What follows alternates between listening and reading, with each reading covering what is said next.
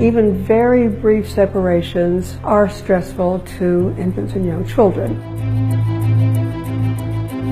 Our sympathetic nervous system kicks in and impels us to try to cope with this separation by calling for the parent, crying, getting upset, signaling that we need the parent back to be our source of security and safety and regulation.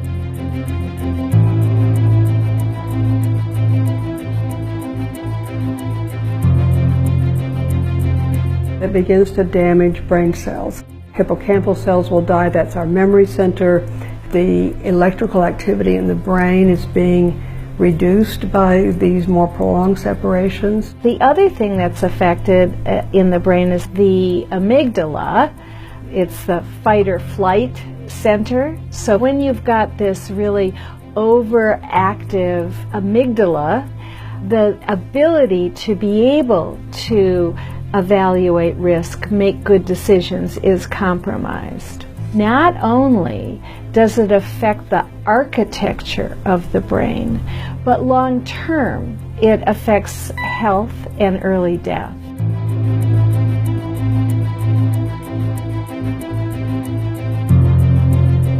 Is the foundation on which we build our exploration and our autonomy and our curiosity and the cognitive skills with which we're going to negotiate the world.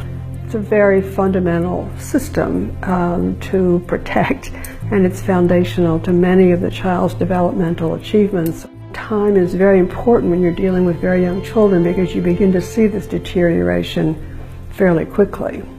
The idea that you're going to hold a young child away from the parent for a week or 2 weeks or 3 weeks is an enormity of time for a young child. They just know that the parent is absent, and that can be equivalent to the parent basically being dead or having abandoned them.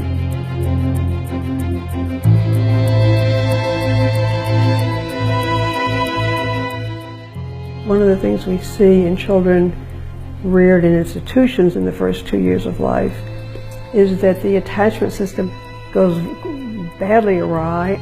Ultimately, that relationship with the caregiver predicts the kind of interpersonal relationships that the child will have as they get older.